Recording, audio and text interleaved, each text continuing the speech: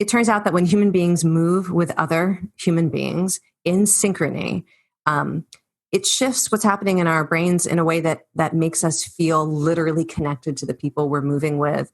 And part of it is neurochemistry, some social bonding hormones like endorphins, possibly oxytocin.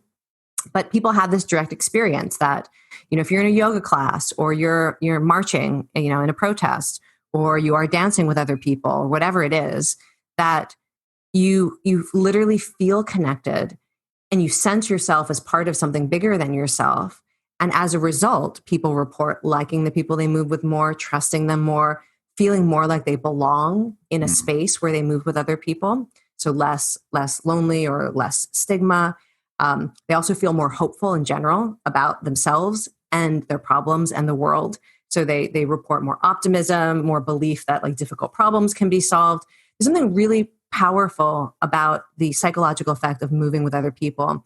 And collective joy describes the kind of like the euphoria of it, but you don't have to get this enormous ecstatic, like the extreme version of like, everyone's at a rave and they're jumping up and down Right. and maybe other substances involved. And you're like, this is collective joy. It doesn't have to be that extreme. It could just be a sense of general well-being that comes from doing sun salutations in a room with other people. And that translates into a real sense of social connection and bonding that, by the way, is not fake or phony.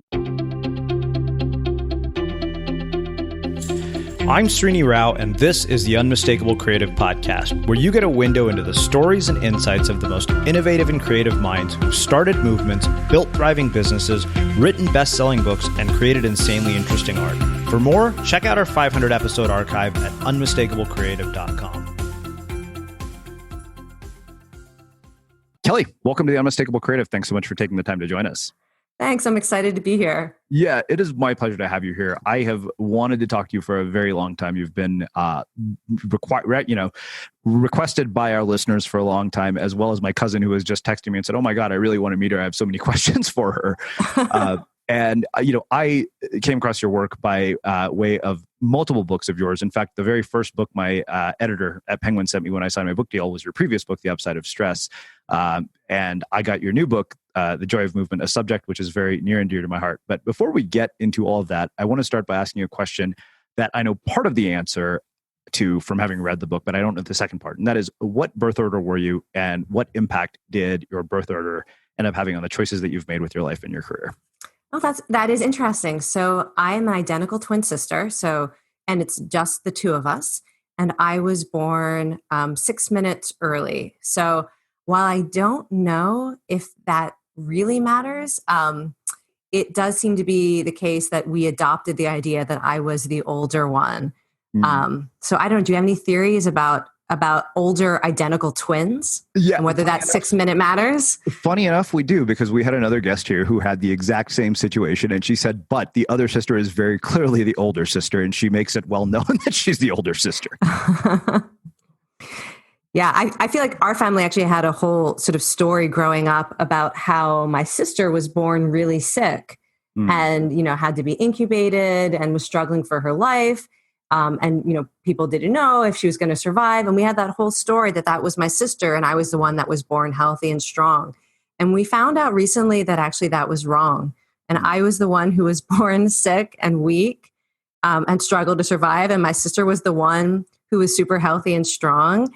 So talk about very recently, we just discovered that was a mistake. And that was a whole story we'd grown up with our whole lives too. So not just that I was the older one, but that I was also the strong, healthy one. And as it turns out, I'm the survivor.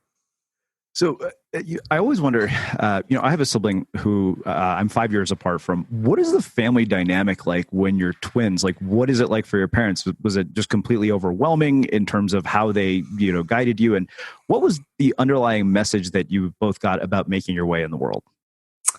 Well, so part of it is having to do with being a twin, and part of it is just the way that one of the things that my parents gave us that I take away from my childhood that was like the best thing they could have done. So as a twin strategy, they did allow us to distinguish ourselves from one another very early on. Initially, when I was in third grade, I cut my hair short because I wanted to look like one of the kids from a TV show. What was the name of that show where they sang and danced? Kids Incorporated. I wanted to look like one of the rock stars on Kids Incorporated. And from there on out, they let us dress differently and they let us pursue different activities. So even though we had extremely similar skills and talents and interests, I think they encouraged us to sort of carve out our own spaces. So, Jane went into debate and I went into drama. Jane was the writer and I pursued the visual arts. And now sort of as we have gone into midlife, we've actually converged so much. It's almost like we tried to distinguish ourselves, but we're very much a similar person. Yeah. The thing that they did that was sort of along those lines that was super helpful, I think, as a parenting strategy, is they also really encouraged us to pursue anything we were interested in and to do it like full out. So whatever we were intrigued by, they would look for ways to connect us with classes or books on that topic, or give us time to engage in that creative pursuit. And that was really important, I think, in teaching both of us to trust our own intuitions about who we wanted to be in the world. So, I grew up in an Indian family, and anytime we showed an interest in something, if my parents didn't see a potential career path for it, they would basically say, well, that's a nice hobby, but you're not going to make a career out of it. And I wonder, you seem to have been raised with a really different narrative. I guess, for parents who are listening to this, what would you tell them about that? Well, it's interesting because I also experienced that too. So when I was applying to colleges, I started getting scholarships to pursue the visual arts. And actually, my parents were pretty clear, no, like you're going to go to a school where there's some other path. So I feel like they had that concern. They pushed us extremely hard in our academics. I think we were allowed to I was allowed to pursue things like dance and painting and drawing because we were at the top of our class and getting straight A's and killing it in sort of every way possible academically. Mm-hmm. So I think they weren't concerned that we wouldn't be able to get into college and we would go, I think they would have been very concerned if we'd pursued non-traditional career paths earlier. Yeah. And they actually were quite concerned when, having a PhD and not wanting to become a tenured professor that I have carved out, my sister and I both have carved out non-traditional paths for people with PhDs from the institutions that we've gone to. Yeah. And they were concerned about that too. I think finally now everyone's relaxed. We're like, we nailed it. Yeah. Don't worry anymore. We both have roofs over our head. So I think for my parents, it's going to be when I get married, but that's just because they're Indian. Yeah. So I think that these sort of non-traditional career paths are becoming more and more common in the world that we're living in today. I mean, I kind of did something very similar, like, went to undergrad at Berkeley, business school at Pepperdine, and then somehow ended up doing this for a living. And I'm like, why did I bother with all that school? So two questions come from that. As somebody who pursued a PhD as well as was pushed so hard academically, what is your view on the role of education today? Like, what do you think is great about it? What do you think is wrong with it? What do you think needs to be updated? People often ask me about the value of going to any graduate school. And I feel like the greatest thing that it gave me was a perspective on the world, a way to interpret information and synthesize perspectives that really it requires the vigorous intellectual training of a scientific PhD program. Mm-hmm. And I view the world differently as a result of going through that. And I believe that every form of education will teach you to view the world in a very specific way. So once you get through law school or med school or business school, you actually have a different mind. And it can be, very dramatic, although it's a slow process as you go through it. You might not even realize it's happening. So I think that's the most important value. And when Stanford students will ask me about different graduate paths, I always say, don't think necessarily about the job that is most commonly associated with that degree.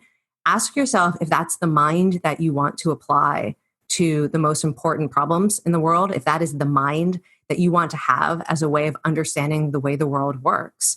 Mm-hmm. And that, I think, is the reason to pursue a graduate degree rather than think I am going to be a lawyer or I hope you're going to be a doctor if you go to med school. That one's pretty specific. It's very expensive.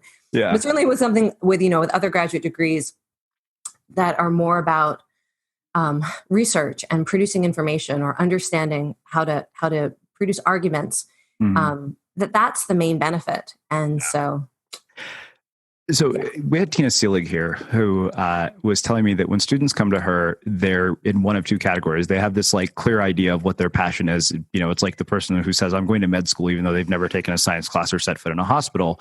And then the opposite of that, which is, I don't have a clue what I want to do with my life.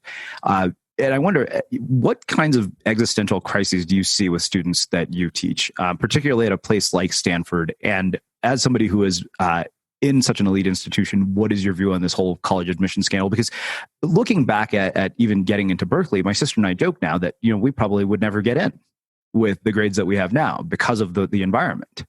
Yeah, I'm probably not the best person to ask about that because I no longer teach undergraduates. Okay. Well, I do teach undergraduates, but I teach them through the recreational department. So the undergraduates that I am working with, they're dancing with me. Yeah. The academic classes I teach are to PhD students. Okay. And the existential crises that I see them face are really about the fact that there is no job market for PhDs, even coming out of Stanford. And so, you know, basically academia in general is trying to figure out a way to justify producing PhDs when there are no jobs for PhDs in the way that they have been trained to believe there would be. Like it's, you know, there aren't all these professorships opening up for the thousands of graduates to claim. And so people are thinking more creatively about what it means to have a PhD and what you can do with that skill set and that experience. And I'm all for that because that's what I did. And one of the things I'm grateful for is that, you know, part of what I'm teaching PhD students is how to understand the value of who they are as a researcher, how to communicate their research to the public, not only to other academics, and hopefully help them think about themselves as you know, a producer of knowledge and a creative intellectual who has a lot to offer the world. Yeah. Well, I mean, I think that's why I appreciate conversations like the ones I get to have with people like you and people with Adam Grant, because of the fact that when I read your books, I can see the depth and amount of research that's gone into, you know, what you're actually claiming. Whereas so often you read books that fall into this genre and they're anecdotal, but there's no real research to back them up. Yeah, and anecdotes are, I mean, you know, there's a joke in science that anecdotes aren't data, but actually they are data, they're data points. And as a sort of a competing argument, I also am always telling my students to listen to their direct experience. Yeah. So I think that there's value in both, and hopefully we don't need to neglect one in favor of the other. Well, walk me through what led you from a PhD to this sort of unconventional career path, and how it eventually led to this book of all the ones that you could write next. I knew from the beginning when I entered a PhD program that I wanted to be an author, and I wanted to write popular psychology books. And that I wanted to be someone who faced the public. So it's not really an accident. And I basically, that's why I went to graduate school. And I guess you could think sort of, you know, how I ended up with this particular book, that's not an accident either, in that, you know, fitness has been my personal passion since I was 7 years old. And I first fell in love with doing aerobics and calisthenics at home to VHS tapes. And I started teaching yoga and dance when I was a graduate student. And I had been teaching for 20 years. So this is the book that allows me to join what I love doing as someone who communicates science and how that can help us understand our experiences and support our health and happiness, while also like in the domain of when I get up in the morning, what is it that I look most forward to doing? What is it that, you know, over the course, so yesterday I taught 2 dance classes, one to a group of women who are mostly over the age of 60, many over the age of 70 and 80. That's what I did in the morning. Did a whole bunch of other stuff related to my sort of public-facing self as a psychologist. And then in the evening, I taught a dance class to mostly Stanford undergraduate and graduate students. Those are the 2 highlights of my day, the morning dance class with my older ladies and then my evening dance class with my Stanford students. I believe that those are, and in fact, it was Mental Health Awareness Week at Stanford. And so the classes were free for people to bring their friends to. And it was great. People brought friends and the class was packed. And I love that Stanford recognizes that movement is part of how we take care of our mental health. Yeah. I think the thing that I really appreciated in terms of the way that you presented this is you focus specifically on movement and you use the word movement instead of exercise, because I think there's such a sort of visceral reaction that some of us have to exercise. Oh, that sounds just like a necessary evil. I mean, I'm the kind of person who didn't fall in love with physical activity until I found an activity that I loved, which was both surfing and snowboarding. And now I'm there as much as possible to the point where I will cancel interviews with people. It's good. And I literally will tell them, I'm sorry, the surf just picked up. We're going to have to do this another time. And most of them are fairly understanding because they get it. But one of the things that you said is that movement is intertwined with some of the most basic human joys, including self-expression, social connection, and mastery. When we're active, we access innate pleasures from the satisfaction of synchronizing to the beat of music, to the sensory thrill of moving with speed, grace, or power. And that was like at the very beginning of the book. Where does that come from? Like how did you go about structuring the various concepts in this book and each of these ideas? Like, how did you decide what to tackle? Because it's such a broad category. Yes. So first of all, I actually love the word exercise and movement. I am not scared of the word exercise. Yeah. I think that one of the reasons why I love it is because the definition of exercise is when you choose to move for the pure purpose of moving. So movement could include walking to work, right? Movement could include moving heavy boxes because you have to clear out your garage. That's all movement. You're breathing, your heart is pounding, your muscles are engaged, you're engaging with life through your body. That's movement. Exercise is I'm moving my body because I believe there is value in the experience of moving, as opposed to I need to do this because I have to get somewhere, or I need to do this sort of for the function of the activity. So I am encouraging people to totally redefine exercise. It's not a punishment for something you ate. It's not something you have to endure, even though it's a miserable experience. I do believe that exercise is actually one of the best ways to experience human joys in our modern society. And the way that I came to structure the book, so initially I thought, well, maybe it would be chapter by chapter by activity. Like, maybe there's a chapter on yoga and flow states, and maybe there's a chapter on dance and celebratory movement, and a chapter on running. And I wasn't really sure how it would turn out. But as I was doing the research, because the central question of the book is, why is it that people who are physically active are happier, report less loneliness, have more meaning in their lives, and that every kind of evidence you could look for exists? So it's not the case that if you have a meaningful life, you're more willing to exercise. It's the case that if you take people who are sedentary and you give them an intervention to become more active, they report more meaning in their lives. If you take people who are active and you require them to become sedentary, they report less meaning in their lives. I mean, it's like every level of longitudinal, epidemiological, and experimental data you could want. So we don't even need to argue about, correlation versus causation. So why is it that people who are active, they have more positive emotions, more meaning, they're happier, they have better relationships? So that was the central investigation. Why?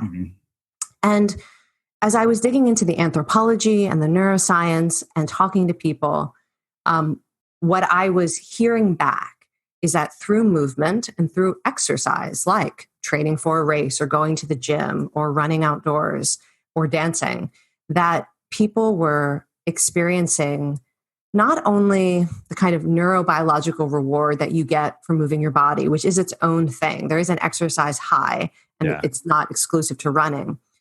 But it's not just this kind of feel good or feel better effect. People were talking about how they experience themselves differently and experience other people in the world differently because of the activity itself. So that, it changes the way that they view what they're capable of. So for example, if you experience the joys of doing something hard and putting in the effort and getting better, that core human need of mastery. I mean, literally, if you look at psychological theories about the things that humans need to have a good life, mastery is one of them. You need to do things that are challenging that you get better at. Another core human need is social connection and relatedness. And so many people I talk to were experiencing their most positive social connections through movement, through exercise. And what I realized is that it's not just this exercise high that makes us feel better in the short term, that is the joy of movement, but it's that for whatever reason in our society now, and the way that the sort of the human mind and body are hardwired together, we experience human capacities for joy really well through movement. And you named a few of them, some stuff like music, stuff like biophilia and our joy of being in nature. But they're enhanced. Like you can love listening to music and it'll set off, dopamine bursts and endorphins in your brain if you listen to music you love. But if you move to music you love, it's a completely different amplified experience. Yeah. Being in nature is wonderful. People feel more hope.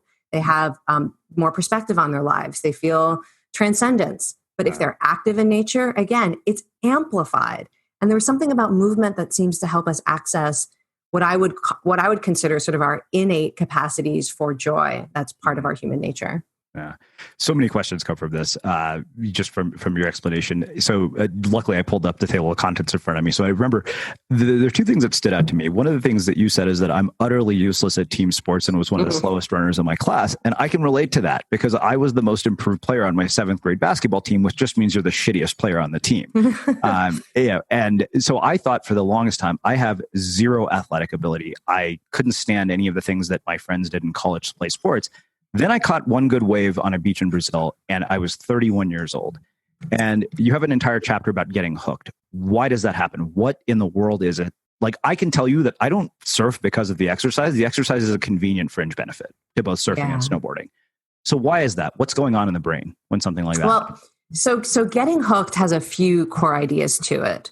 One is about falling in love with a specific movement, which is what I think you're really focusing on. And that's the idea that, based on your culture, your body, your temperament, your life experience, what's going on, what your values are, that there are different movements that you will connect with. And it can often be an aha moment. I talked with people who, one woman who felt like she had the wrong body her entire life, like too big. It's just not athletic. And then she got in a boat for team rowing. And she suddenly experienced her body in a completely different way. And she literally had the thought, this is what my body was born to do. And so sometimes and then of course she also loved the experience of working with other women to do something sort of in synchrony, in unison, that teamwork, that collaboration. So sort of her physical intelligence was revealed through the movement. And also there was like a metaphorical meaning to the activity that was really interesting and important to her. And she also loved being on the water and being in nature. So I feel like for most people, even those who think they don't like exercise, I hear from so many people who are just like, I hate everything, that often they will fall in love when they find the right activity, the right environment, and it comes at the right time in their life. I happen to fall in love with a few different activities over the course of my life, but the one I fell in love with first was aerobics, and really just aerobic dancing and calisthenics. Because it was the first time, even though I'd been to ballet class, I don't know if you know much about the early dance classes for children in like the 70s and 80s, but it's not good music. It's like nursery rhymes and you're like, control your foot, control your arm. I don't know. It wasn't dancing. I don't know what it was. And I wasn't good at it. Don't put me in the front of the recital. But then aerobics, it was pop music and it was, with a beat, and the movements were like, they actually made sense and they felt good and they were expressive. And as a young girl, I was like, I can do this. And I feel something and I feel the music moving through me. And that was what I have continued to stay in love with, that particular joy of cognitive scientists call it the expressive moment, where you hear something in music and then your body enacts it in a way that it almost feels like you are the music, whether it's the gesture of your arm or you're clapping to the beat. Yeah. And that's what I fell in love with. And I have sort of a unique gift for that expressive moment. So people will find their own thing. And often it comes not in early childhood, where so much of what we experience through movement is you have to be the best, it's competitive, right? There's shaming involved. Yeah. Or people talk about it as you have to do this so that you don't gain weight or so that you lose weight. There's a lot of stuff that can confuse the intrinsic joys of movement. And so often people discover it late in life. The other thing I wanted to say about getting hooked, which I think is really important for folks to know, especially if there are any people who are listening who really aren't active, which is a lot of people, is that the brain that you have when you are regularly active is structurally and functionally different than a sedentary brain. And one of the things that's different about it is it enjoys movement more. It enjoys effort more. It enjoys exercise more. That the brain literally learns how to enjoy it, but it takes some time. And there's animal research on this as well as human research on this, how exercise changes the brain. to make movement more pleasurable and also to make all of life more pleasurable. But it takes at least 6 weeks. Yeah. So you can hate something when you start and find no joy in it and think, I have a brain. I've heard from so many people, oh, I don't get an endorphin rush. Well, yeah, you won't the first few times because your brain is used to rewarding you for conserving energy. Right. And your brain has to remember how, so from our human inheritance, how to reward you for working hard. And it learns that. And that's why you end up with people who crave exercise or they need it in order to, they just know it makes them feel so much better. It's just, you have a different experience of it once you commit to it. Yeah. And that's part of what getting hooked is.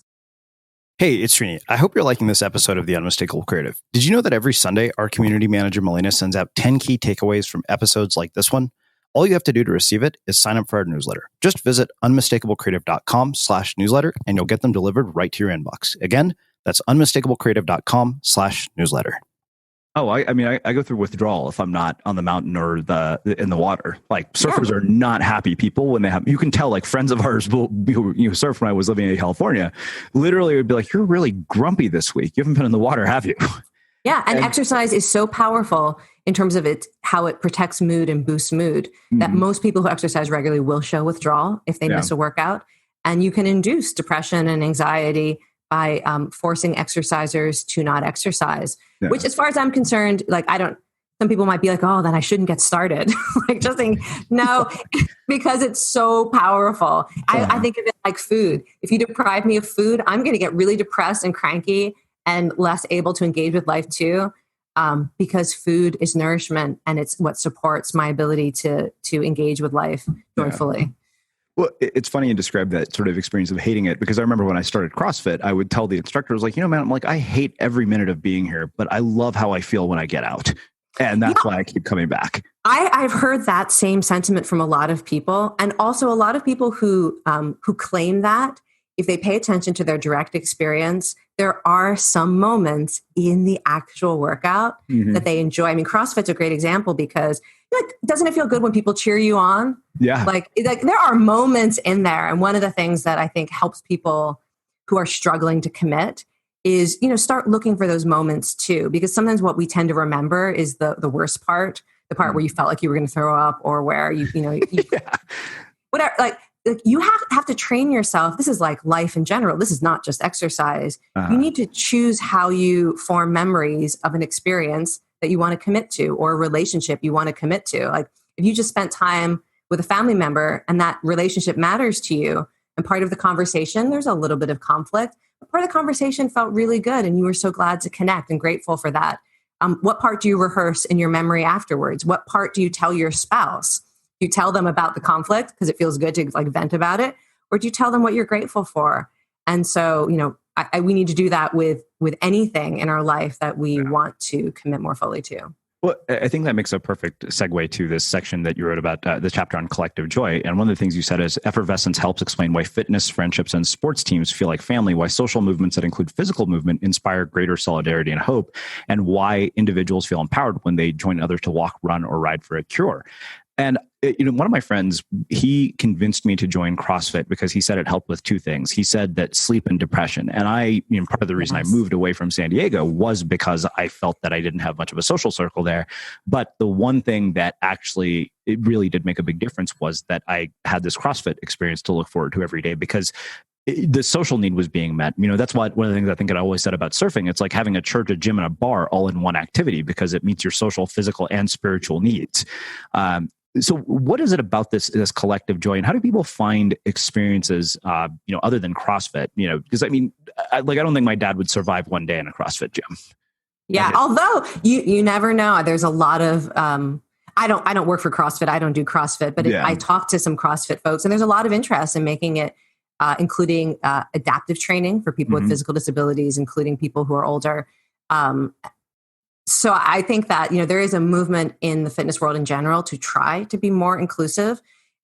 So also, if somebody's interested in something, I would never say to them, yeah, you're too old, you're too out of shape, you can't do that in a wheelchair. I just want to take that off the table and say, if there's something that seems really exciting to you, one of the woman in the book, this is not meant to be an endorsement for CrossFit, but I do talk to a reverend who's also a CrossFit coach.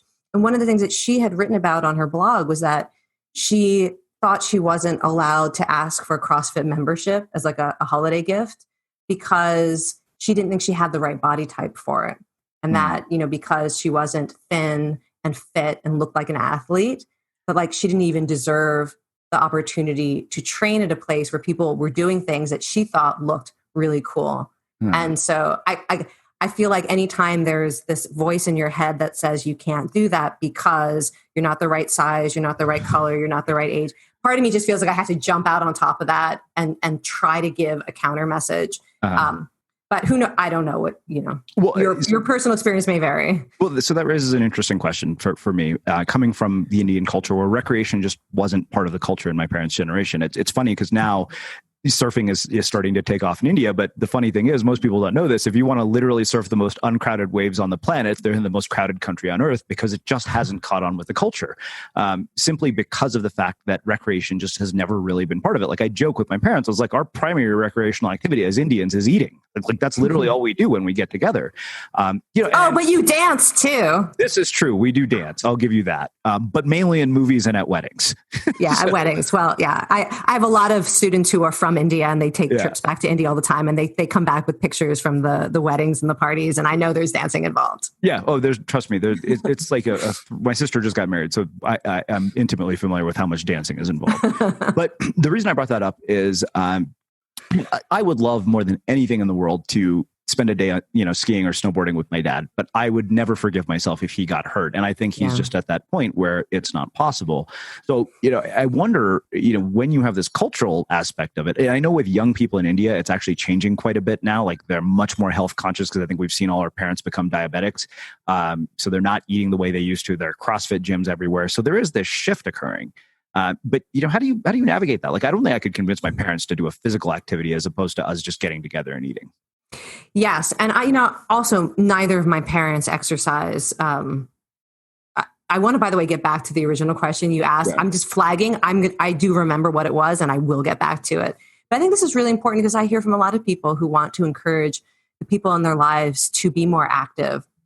And one thing that I think about is, so if you love surfing or you love snowboarding or you love, whatever your activities that you love, what are some of the essential elements of joy in it that you could share with someone you love if you're pretty convinced that the version you're doing now is not sustainable or appropriate for their life experience? And so, part of me thinks it's being in nature. Yeah. Part of me thinks it's who you become when you do that activity. One of the reasons we want to share experiences with people, and I see this all the time when people bring their family members to my dance classes, is it's not only that they want to share the experience with them, but they kind of have the sense that who they are while they're doing it is like a really good version of themselves. And they want their kids or they want their spouse or they want their parents to see them as that version of themselves and interact with them from that place. So there might be a way to think about spending time outdoors with your father, or to think about who you are when you're surfing and how do you bring that to your interaction with your father. Or ask your father, explain to your father how you feel when you're out there in the water. Is there anything in life that makes you feel that way? In having these conversations with my parents, I ended up realizing that my mother has a relationship to music that I didn't really know about, and that allowed us to have conversations about music that were really helpful to our relationship, even though she's never going to take my dance class. She did come watch one of my dance classes. Yeah. My father, I learned that the reason that he has the hobbies he has, which don't seem like exercise, like watching trains, is he likes being outdoors. And now I understand that in a different way and understand why he goes out on his own to take photos of trains. So I feel like sometimes it's the desire to share an activity. If you don't think of it in terms of you're trying to control another person's health, take the fear out of it and focus on the joys, there's a lot that you can experience. And also encouraging people to start where they are and to see what might be possible where they live and with the body that they have. Yeah. Well, it's funny because when you say that, I think about the things that I've told my dad. My dad's a photographer. I was like, why don't you come photograph one of my surf sessions? So that is one of those things that he's been like, yeah, okay, let's do that. And he's like, I need to get some better lenses for that. But that to me seemed like the one way we would connect the dots. Yeah. Things. Yeah, I think that's wonderful. And of course, being out there, if he's doing that, being outdoors in nature, walking around, that also is part of green exercise, technically probably blue exercise. So, Did you know the first electric flight has already taken place? That the use of edible and bioplastics is increasing 20% year by year? And that wind turbines are 20% more effective when shaped like humpback whale fins? Did you know your curiosity can take you further than you know? HSBC Private Banking can illuminate the world outside your world. Search HSBC Private Banking today. Together we thrive. HSBC Private Banking is subject to financial and other eligibility criteria. So I don't know about you, but vacuuming is not one of those things that I ever look forward to doing. But as you know, your environment has a huge impact on your creativity. So I still like it to be clean wherever I'm living and working. But now it doesn't have to be something that you deal with. If you're like me and you grew up in the 80s, you probably fantasized about the day when cleaning your house would be like it was for the Jetsons, meaning you don't have to lift a finger. Well, the good news is that we're already kind of living in that future. And the easiest way to make sure your floors are clean every day is with the iRobot Roomba Robot Vacuum. It cleans up after itself. The Clean Base automatic dirt disposal takes convenience to a new level, automatically empties its own bin into an allergen lock bag that holds 60 days of debris and traps 99% of pollen, mold, and dust mites, so you can forget about vacuuming for months at a time. Let the Roomba clean for you instead. It learns your home, finds dirt, and empties itself on its own. It's got powerful cleaning performance made effortless. Remember, if it's not from iRobot, it's not a Roomba. To learn more, go to irobot.com/unmistakable.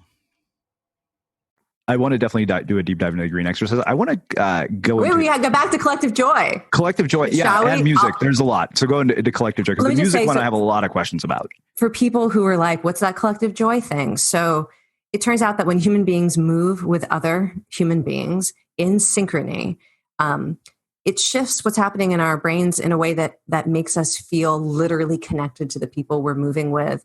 And part of it is neurochemistry, some social bonding hormones like endorphins, possibly oxytocin.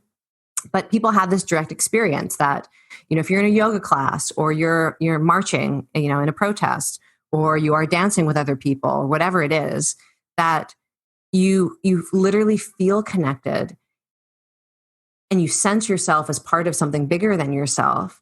And as a result, people report liking the people they move with more, trusting them more, feeling more like they belong in a space where they move with other people. So less lonely or less stigma. They also feel more hopeful in general about themselves and their problems and the world. So they report more optimism, more belief that like difficult problems can be solved. There's something really powerful about the psychological effect of moving with other people. And collective joy describes the kind of like the euphoria of it, but you don't have to get this enormous ecstatic, like the extreme version of like, everyone's at a rave and they're jumping up and down and maybe other substances involved. And you're like, this is collective joy. It doesn't have to be that extreme. It could just be a sense of general well-being that comes from doing sun salutations in a room with other people. And that translates into a real sense of social connection and bonding that, by the way, is not fake or phony, because in my experience, you move with people and then you start having conversations. I've seen again and again actual social support emerge in movement communities when people are dealing with caregiving issues, grief, difficult life challenges. I see actual support emerge from people who started out as strangers in a way that's really important. And I cannot over value the support that comes from social interactions where you don't have a super clearly defined social role and obligation. Because a lot of people will dismiss that, like, oh, your CrossFit friends or your dance class friends. And, they give you a card when you're sick, or they ask you how you're doing because they know that you're caring for an aging parent. Like, what's that? That's not like having a husband or something like that. But the truth is that so many of our social relationships that are close social relationships, they come with a cost as well as a reward. And there can be a lot of stress and there can be a lot of obligation. And you often are perceived in a particular way, the way that those people think of you. And what I've seen in movement communities is that people often are seen in a way that feels like a relief. It's like a different version of themselves. There's less obligations. You can express a full range of emotions without worrying that other people don't want you to be angry or don't want you to be sad, or you have to like keep a strong face. There's so much about these sort of casual communities of support that can be literally be like a life preserver when you're going through something difficult. Wow. Well, let's do this. Let's get into music. I really, really appreciated the entire chapter on music, particularly because it suddenly explained why I'm a much better snowboarder when I'm listening to music. Like I've noticed if my headphones die, like my day just goes to shit on the mountain. And you said that the brain responds to music it enjoys with powerful adrenaline, dopamine, and endorphin rush, all of which energize effort and alleviate pain. For this reason, musicologists describe music as ergogenic or work enhancing. Throughout history, across cultures, music has been used to make labor less difficult and more rewarding. The endorphins released by music not only make tasks easier, but also can bond a group that works together. So, we just talked about the bonding piece, but I've noticed when I'm listening to music on the mountain, I ride a lot faster. My instincts are 1,000 times sharper. And I just feel like I'm in some sort of rhythm. Like I really find that, like I have a snowboarding playlist that I play every single time I go to the mountain. Why is that? What the hell is going on there? Yeah. I mean, part of it is what you just read quickly. So the brain, so music, it's not all music. So if you absolutely hate what you're listening to, it's probably not going to have the effect that we're talking about. But as soon as music has a decent beat and you basically like it to any degree, it has some energy to it, maybe you enjoy the lyrics or reminds you of your youth, it invites the brain to start preparing for movement. It facilitates movement. There, people who study musicology and neuroscience have a lot of theories for why this is the case. But basically, when you're listening to music you like, it helps the brain move and do everything that it needs to do to support your effort and your movement. I mean, it literally, even if you aren't moving and you're listening to music you enjoy, the entire motor system of the brain becomes active. Every system of the brain that helps you plan movement, regulate movement, sense movement, and movement feedback, they all become active. They are just so ready to move because music is essentially like the way that humans have evolved. Music is a soundtrack to support movement. That's what music has always been used for. And that's how the brain experiences music. And so, one of the things that I thought was funny is I found a review paper in a sports medicine journal that literally called music a legal performance enhancing drug. And there's a lot of debate about whether athletes should be able to listen to music, not only while they're competing, but what's happening before they compete. And you see like Olympic athletes listening to music before they go down the slope or, swim in a meet. There is very clear evidence that will improve their performance. That they will go faster, they can go further, they can control their movements better. And you experience it as just, being better at something that you already can do and love. Yeah. I got to witness this in a class for people with Parkinson's disease. And it was a really dramatic thing to witness. It was a dance class for people with Parkinson's disease. And I got there really early, just sort of watch people show up. And I saw people who came into the dance space using walkers and canes who were just struggling so hard to get in the room. And this is a class that is based on music, that has live music, that before we move, we sang. And if you couldn't sing verbally, you could hum and just make sounds. That the music was used as an invitation to move. And then we started dancing and walking around the space. And I watched people, it's as if they were inhabiting different bodies because the music was such a powerful invitation to move, that people who were shuffling were now gliding across the floor. So I think that you can experience it as just a boost to your workout, or you can experience it as an athlete, that music will literally make things physically possible that are not possible. Like the runner I wrote about who broke a world record by tricking the event organizers into playing the song he trained to over the loudspeakers. I was like, wow, that's gutsy, but it worked. Yeah. So you can experience that way, or you can experience it in the much more, I think, profound way of when people start to have neurological disorders that impair movement. Music is one of the only things that seems to be able to, it's not going to completely reverse the process, but give people moments of being able to move and connect and experience their bodies in a different way that has real therapeutic value. Wow. So, I think the interesting thing is you talked about the next chapter, being obstacles, right? And you said so much of the language we use to describe courage relies on metaphors of the body. We overcome obstacles, break through barriers, and walk through fire. We carry burdens, reach out for help, and lift one another up. This is how we as humans talk about bravery and resilience. And when I read that, I couldn't help but thinking that, well, that explains why my writing journey and my surfing journey were parallel almost to the day. I said that it was strange, but I never thought surfing would actually have a profound and positive impact on my career, even though it seemed like this beach bum thing that I was doing, when I had no job after grad school. Like, my parents literally were worried that I was never going to look for a job because I was spending so much time in the water.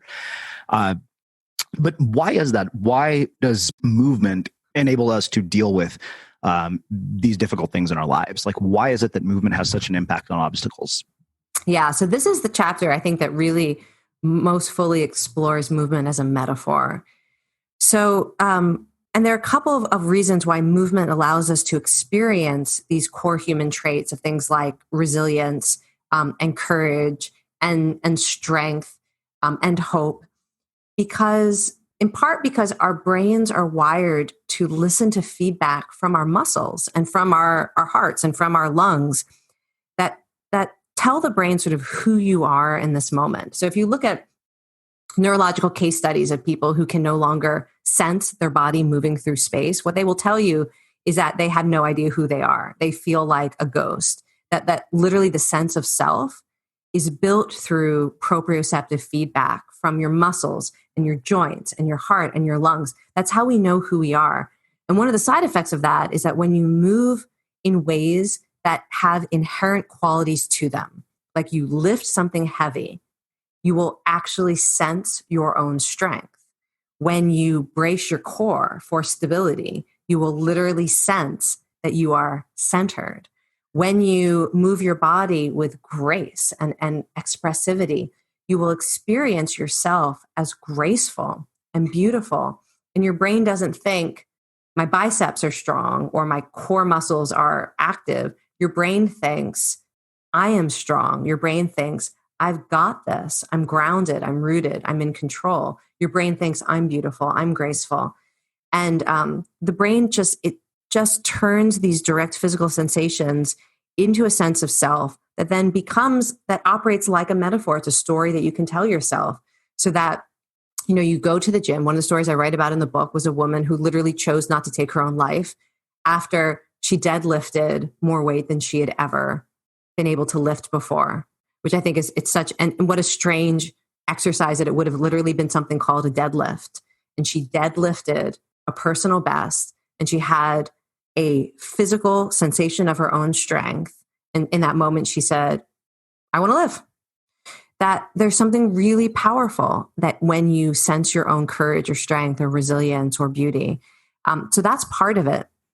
And the other part of it, in this chapter, I write a lot about how movement allows us to experience interdependence in a different way that is really important for overcoming difficult life challenges. So, in some of my previous work, I've written a lot about trauma and stress and loss and mental health challenges. And one of the themes in all of my work is this should never be a do-it-yourself project. We need to reach out to others. All of us need support. All of us are stronger together, whatever it is you're going through.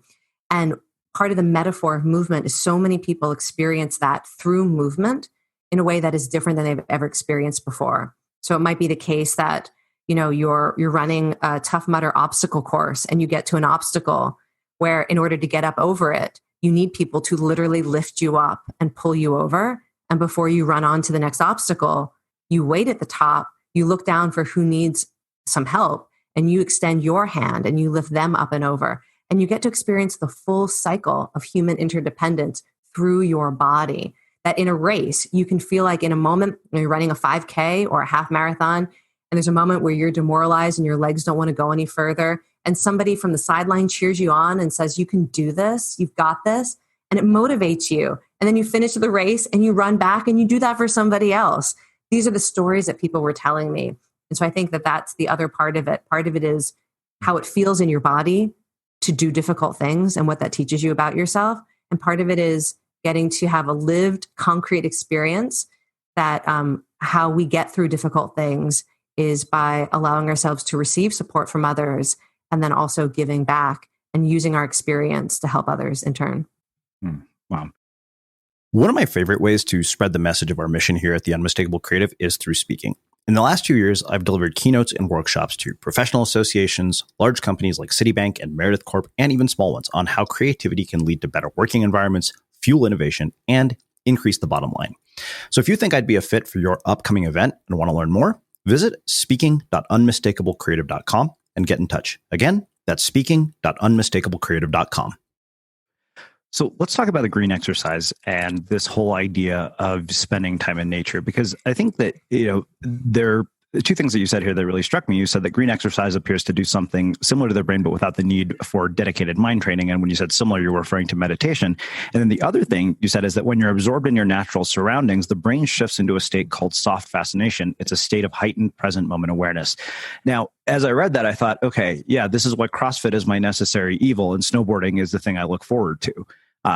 It's a very, very different experience. I wonder why that is. Why is it that nature has this impact on us? I know, it's so interesting, right? So I think the theme in every chapter in the book, what I'm trying to write about is that the human brain, how we survived as human beings, is the human brain has these adaptations that allow us to experience joy triggered by different things. So we can experience joy through connecting with others. We can experience joy through persisting through difficulties.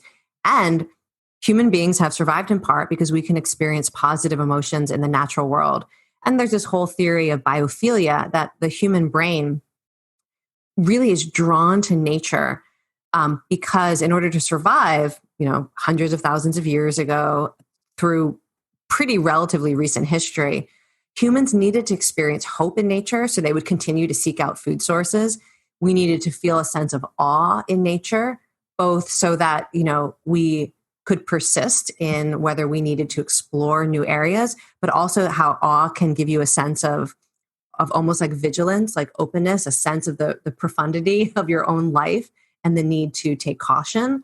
There are all these emotions that we feel in nature that support our ability to navigate living in a natural environment. Hope, wonder, curiosity, awe, self-transcendence. And so that's the theory, is that our brain knows how to do that because the human beings who felt those things in nature survived. And so when people are active outdoors, the idea is that the brain is just like, oh, we're in nature. Let's feel some of those things: hope, awe, self-transcendence, the unity sensation.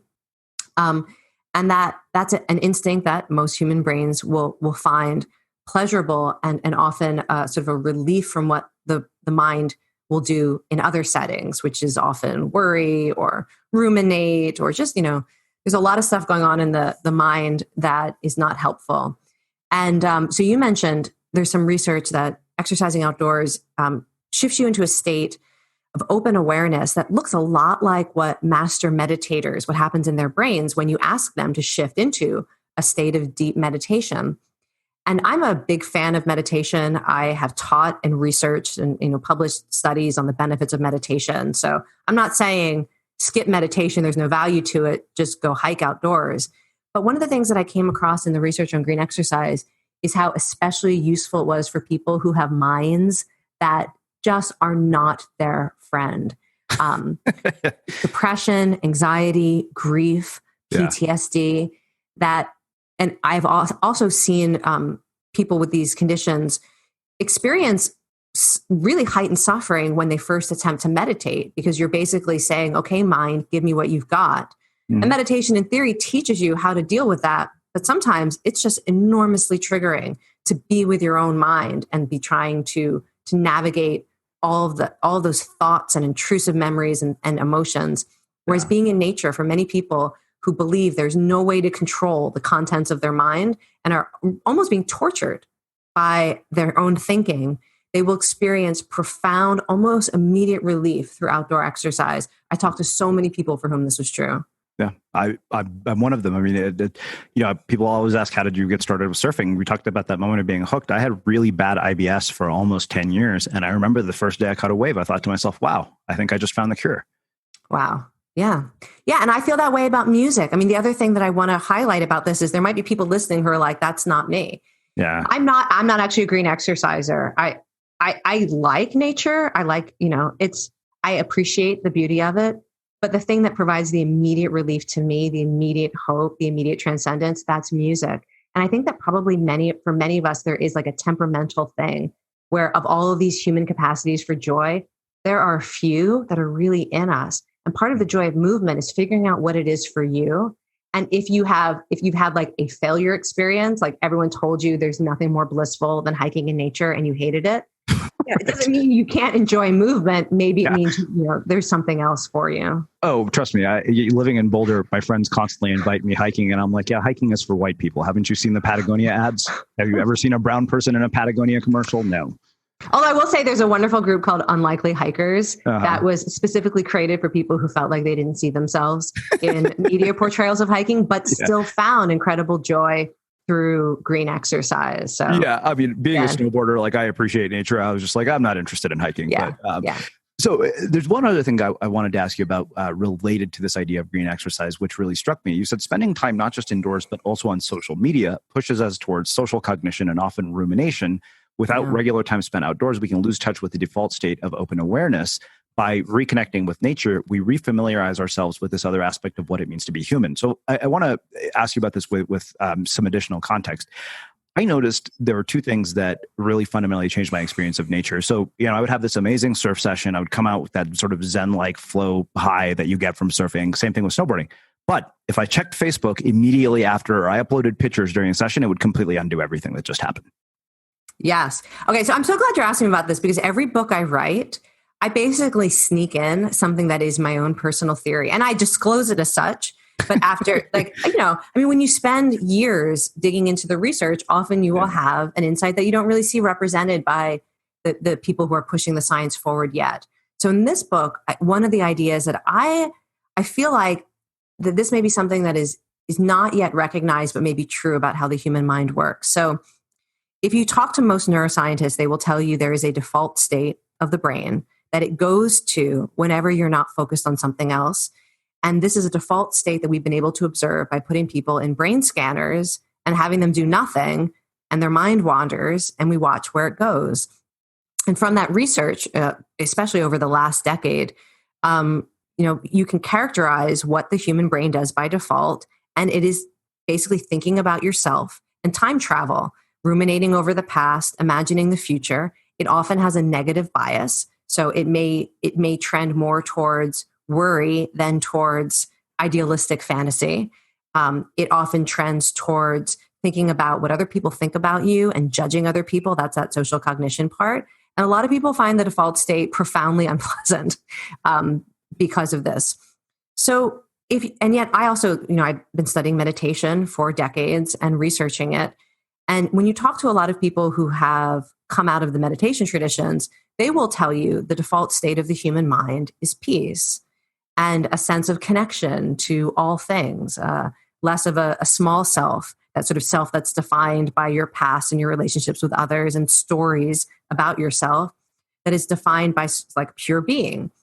And I was, how to reconcile that with the neuroscience that says, nope, the default state of the human mind is like this inner chatter that leads to suffering. And when I started researching what happens to the human brain when you're in nature, it just looks so much like what these meditation experts tell you is the default state of the human mind. The sense of peace, of hope, less of a sense of small self and more a sense of like big self that is connected to life and to others, not so much a separate self. And so I started to think and look at some of the research on that anthropologists and cognitive psychologists have come up with, looking at what the human mind is adapted for and the strengths that the human mind has. And I came up with this idea that maybe we do have two different default states. One that's triggered by being in an fMRI machine with nothing to do. And, you're in technology, you're not exposed to the outdoors. Maybe there's a natural default state that is really about what the mind is when you're out in a natural environment. That cognitive psychologists talk about foraging cognition and meditation teachers talk about open awareness. And I think it's possible that the brain has a capacity to drop into a state that feels at peace and at one. But if you're on your phone, you're on social media, you're in an environment where you are not seeing blue sky or green plants, or one of the biggest cues that makes people feel this positive state in nature is biodiversity. So you're not seeing insects and hearing bird calls or whatever the biodiversity is. You default to the default state of social cognition and often suffering. And when you're in nature and you're in a beautiful setting, and when you're moving your body, which supports the default state of open awareness, that is more likely to be what your brain does naturally. This is my theory. So now the world can go find out if that's right. Yeah, Neuroscientists, it's on you. Well, you have another book to write now. Yeah, right. It's funny because to listen to you explain all this together, my experience of snowboarding makes all the sense in the world. Like, it kind of combines everything that you and I have talked about over the last hour. Yes. And you found your thing, and you know that it's important for your mental health. And you talked about how it supports your ability to do meaningful work. And maybe now it's going to be a way to connect with your family too. And I think like that. So, near the beginning of this conversation, we talked about the word movement versus exercise and the allergic reactions that people often have to exercise. Yeah. And I will say one of the things that I've come up against so now I've been promoting this book for about a month. And one of the things that I am realizing in a very deep way is that our culture is convinced the ideal relationship to exercise is to do the least amount possible, almost to extricate it from the things that make it meaningful and enjoyable, because exercise is medicine. And so you're looking for the smallest and most convenient dose. And people want me to say things like, all you have to do is a minute and you're done. Or you don't have to. I can't tell you how many times people have said, I'm so glad that in your book, I feel like now I don't have to run a marathon. And I always say, of course you don't have to run a marathon, but do you know how many people for whom running a marathon is like a life-changing experience? And so the thing that I'm realizing now is I really want to encourage people to do like what you have done with snowboarding and I have done with dancing and dancing in community, is that you can go all in on this. You don't have to look for the most convenient, smallest dose that's going to prevent a heart attack or, enhance your brain function. That if you have the time and the interest, or you are suffering, which is a really good time to think about doing this because of a life transition or depression or grief or whatever reason, go all in. Think big joy, think meaning, think community, think commitment. That this is not about just doing 2 minutes so that you can feel better. It could go much beyond that. Wow. So I have two final questions for you. One came from my cousin, and I'm going to rephrase it just so it makes more sense. What is the role that willpower plays in all of this? Which I know is some of the content from your previous book, but what is it that explains the day? Like my roommate keeps teasing me. He's like, so when are you actually going back to the CrossFit gym? And I haven't paid the $200 yet because we just moved to Boulder. And all of last week I was on the mountain every day. So pretty much I know if I can snowboard, I'm not going to CrossFit. But there are also days when I'm like, oh, I should probably go, but I'm not going to. What is going on there?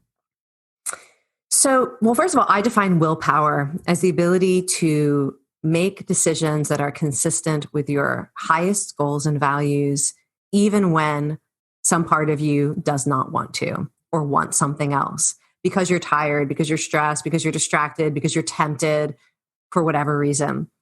So part of me, when I think about what willpower has to do with movement, part of it is to recognize that because human beings have a brain that both wants to conserve energy and will reward you for exerting yourself. It's a really strange paradox.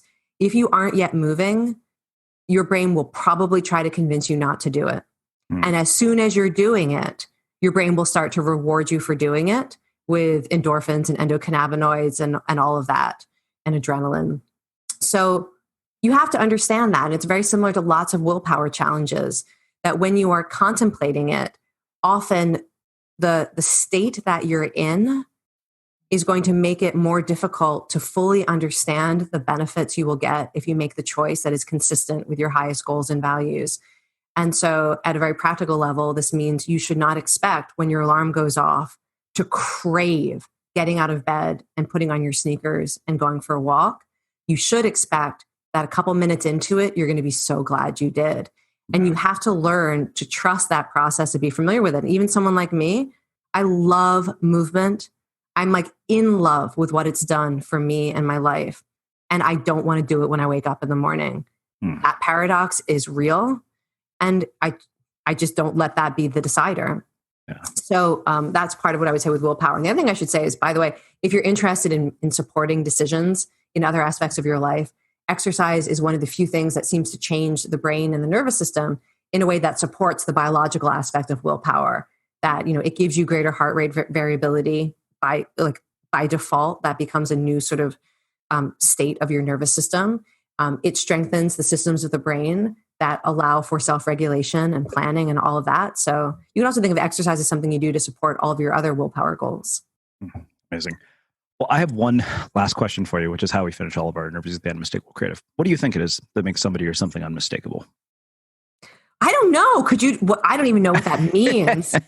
What do you mean? Okay. You give me a definition first. Yeah, I'll give you a definition. So for the purposes of writing a book, I had to define, especially when the book is titled Unmistakable, I defined it as something that nobody else could do but you in the way that you do it. Love that. Yes. I believe too, so I do a lot of mentoring and coaching. And I believe that most human beings, there will be something that they take joy in that is very specific to who they are. And there's also a form of suffering that they are comfortable and brave around that other people might run from. So for example, I work with people who spend a lot of time in prisons with people who have enormous lifetimes of suffering and are coming to that situation with lifetimes of, being victims of violence and perpetrating violence. And they just, for whatever reason, they are at ease in those situations in a way that other people would panic or experience judgment and fear and all of that. I'm very comfortable with loss for whatever reason. That's a form of suffering that does not put me into panic. And so I can be at ease around people who are experiencing grief in a way that sometimes other people enter this kind of empathic distress or panic mode. So I think when I'm encouraging people to think about their life path, I'm always asking them to think about those two things. What is the thing that you love? And maybe it's so specific. Like if you were to ask me, what's the earliest thing you love that you still love? I might say movies that are about underdogs winning dance contests. And like nothing makes me happier, but you know what? If I pay attention to that, that could lead you to a direct path to the fact that every day of my life, my greatest joy is teaching dance classes to people who are not professional dancers and giving them the experience of the joy of moving to music. And then also to pay attention to what's the suffering that you don't judge? What's the suffering that does not send you into a panic, either because it's too close to home or you have no empathy for it? And I think that if you can learn what those are, you will find a way to serve the world that is unmistakable. Amazing. Well, I can't thank you enough for taking the time to join us and sharing your story and your insights with our listeners. Where can people find out more about you, your work, the new book, and everything else that you're up to? I'm at kellymcgonigal.com. And you can also, if you just do an internet search for The Joy of Movement, you will find me and all of my social media channels. Amazing. And for everybody listening, we will wrap the show with that. Thank you for listening to this episode of the Unmistakable Creative Podcast. While you were listening, were there any moments you found fascinating, inspiring, instructive, maybe even heartwarming? Can you think of anyone, a friend or a family member who would appreciate this moment? If so, take a second and share today's episode with that one person, because good ideas and messages are meant to be shared.